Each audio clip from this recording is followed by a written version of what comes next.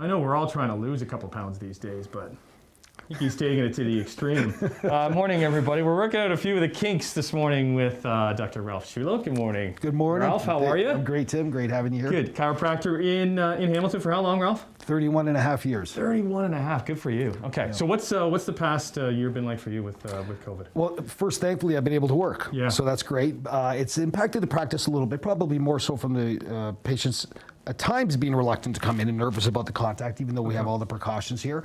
But we're seeing a lot more neck, upper back pain and low back pain just because people are at home. They're stressed out. They're working on workstations that are unconventional. Common things you're seeing.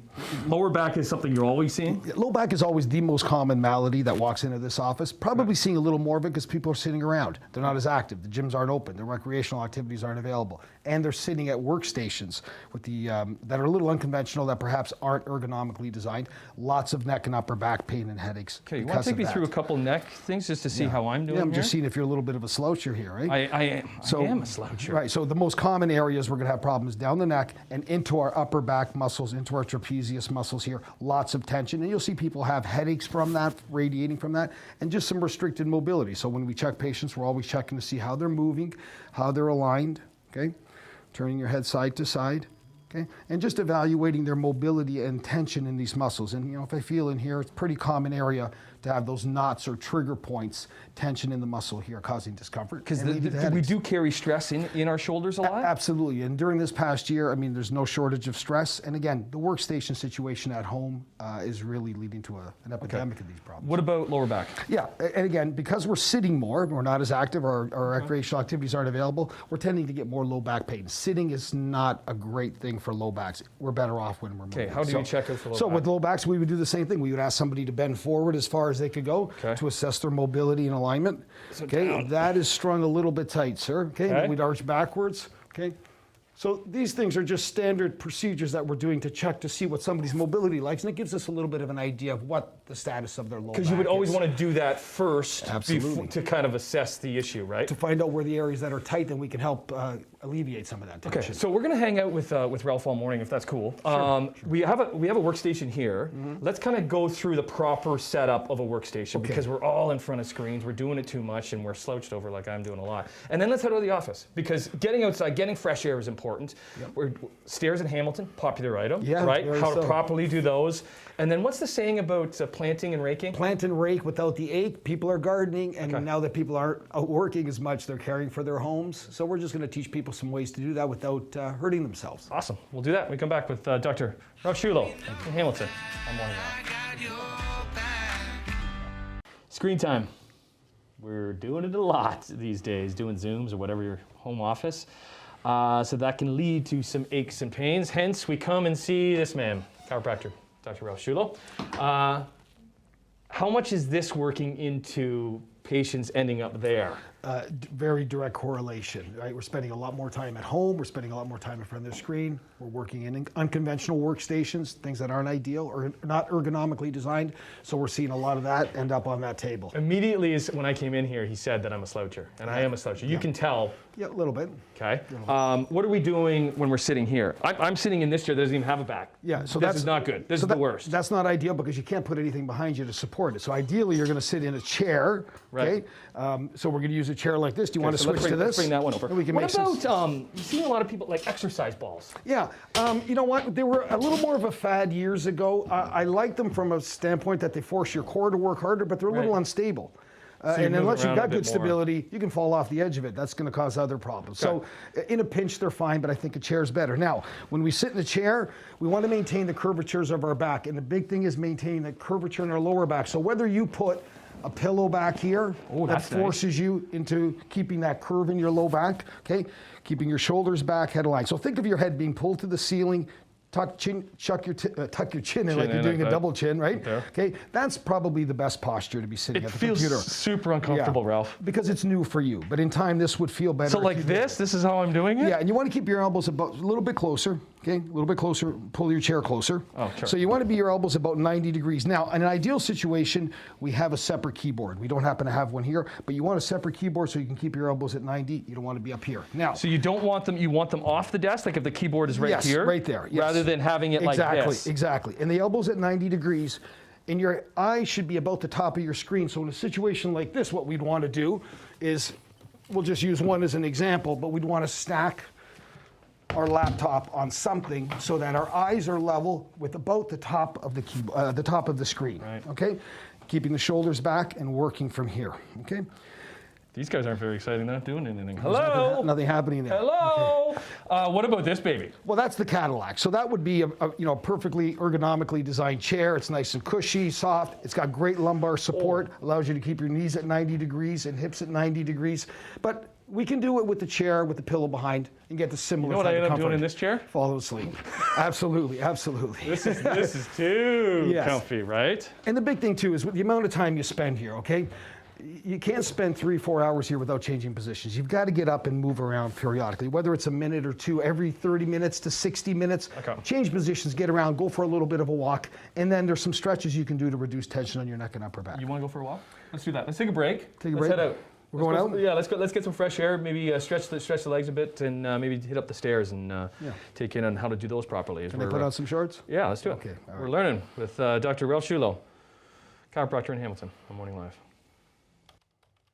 Well, getting outside is no secret, pretty important. We're so lucky in Hamilton to have, how many stairs do we got in Hamilton? I think we have 4 or 5. 4 or 5, right? Stairs, I think. Well, it's great because you get out in the fresh air, and it is a good workout. So back with Ralph Sciullo, a chiropractor here in Hamilton. We got our masks on. It's not too busy right now. On a weekend, these do get pretty busy. It can get a little bit hectic, so the spacing can be a little tricky, but these are the kennel stairs, so they got a divider. If you're on one side, someone else on the other side, you can get away with about 5-6 feet, but yeah. But you don't have to do these stairs to get a workout. You can do stairs at home, stairs in your building, stairs anywhere. We're walking stairs every single day of our lives, for the most part. Are we doing them wrong? Can we be doing stairs wrong to injure us in any way? You can. Mechanics are important. Stepping properly is important. Probably going downstairs is the greatest concern. As you saw when we were doing them, you were doing 1 step at a time. I was doing 2 steps at a time. Does it matter if you're doing 1 or 2? Well, 2 steps at a time is going to probably work my thighs a little more and my bum. Okay. Whereas being 1 step at a time, you tend to be on your toes more, so it tends to work your calf. But as far as posture-wise go? Perfect. You're going to get a great workout. I generally suggest that people do a little bit of both. Do some 1-steppers, do some 2-steppers, and you get a full leg workout. Let's go down. Okay, now coming down the stairs, you have to be a little bit more delicate. Yeah, obviously beware of traction and not slipping. You can use the handrails if you need to, okay, if you're comfortable with that. Here's the biggest mistake people make is they turn their feet out like this to make the step. We don't want to do that. We want to stay on our toes, coming straight, looking ahead, okay? Yeah, it's tough to even look ahead because you don't want to be in business. Yeah, and so there's a bit of a time of getting used to these. When you're first starting, we're going to walk, we're going to do it slowly, and maybe hang on to the rails just for a little bit of comfort, especially coming down. Don't hold them on the way up. Okay. Do you know how many steps are actually in these ones? Yeah, these ones are 226 from Rosedale, 300-meter jog across 168. So these are about 390 stairs. Wentworth is 500 stairs. Shadoke is about 300, and there's different pitches. This here is about as steep a pitch as you'll get in Hamilton. You've been doing these stairs for years. Yeah, you don't see it on my legs now, but I did do them a lot. And here's the thing, okay, we don't want to be promoting everybody flocking to the stairs because then it does become too busy and then you don't want a vector of infection or anything like that. So that's why we're suggesting a day like this, maybe you wouldn't need it if you're out here by yourself, but on the weekend you definitely want to go. Getting a cardiovascular workout, you can walk, you can bike, you can jog. Stairs are great.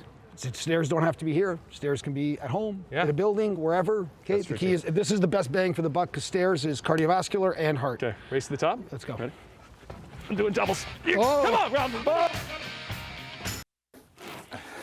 Plant and rake without the ache. That's the catchphrase that we're using for this last segment with Dr. Ralph Sciullo, chiropractor here in Hamilton, because you're seeing a lot of people out in the yards, in the lawns, working away. Absolutely. People are home. People are doing stuff around the house. And then they end up in your chair. They do, and we don't want them there. Right.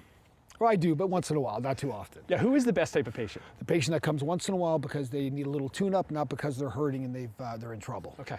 What are the issues you see with, let's say, raking? Well, people are just poor technique, poor tools, not proper warm-up. So if you're going to do some gardening, you warm up to garden? Well, you got to. It's an athletic activity. You start hauling pots, start lifting, start raking, shoveling, digging. Right. So just a little warm up, brisk jog, running on the spot, some jumping jacks. Get your body warm. Okay. get some tools. If you got a head like this, you absolutely want a hat, or you're going to get some water, get some gloves, and then just some proper tools that are sized for you, right? We have none of that stuff. We don't have any of that here. It wasn't in the budget. Except the bald head. I got the bald head, though. Okay, so when we're raking, though. So, yeah, as an example with raking, people tend to do it like this. What you want to do is stagger your feet, okay? Pull towards you, and then alternate hands and staggering your feet in the other direction, okay? So that you're balanced. Because if you're doing everything one-sided, you're going to develop an imbalance, and you're going to strain some muscles, and you're going to end up in pain. It feels weird, though, because you're used to doing it the one way. Absolutely, yeah. And whatever gardening type stuff you're doing, whatever landscaping work you're doing, change activities. If you're lifting some pots, go do something nice and light where you can sit for a bit, rake for a little bit. Just changing positions frequently, not doing the same thing over and over. What about working in the bed? So if we're working in a bed here, this is improvising here a little bit, but normally we would either have knee pads on, or we would have a pillow of some support just to put our knees on so that we're not jamming our kneecaps here. And we can do a little bit of work in this position, as opposed to when we see people doing this. All you have to do is drive around your area to see people doing this on a regular basis. This is a recipe for disaster. You're causing that lower back pain. Same when it comes to terms of moving, right? So in an ideal situation, we've got a wheelbarrow, ideally 2 wheels, a little more stable, or a dolly or a cart, okay? But if you have to lift something heavy, there's the recipe for disaster right here. And lift. And this is how everybody ends up in a chiropractic or physiotherapy office. Bend your knees, keep a straight back, grab it, keep it close to you. Okay, that's the key. Don't have it out here. And when you need to move it, turn and put it down in the exact same position. Just some smart techniques to avoid getting hurt. Okay, we got to give a shout out to Mama. Wanda, who thinks he's way too much of a joker. I'm a serious guy. Wanda, I'm a serious guy. Hello, Wanda. Your son's pretty good. Good job, you. We've been contracted to do the whole thing? To rake this whole lawn. So let's go. Let's get back to it. Thanks, Ralph. Okay.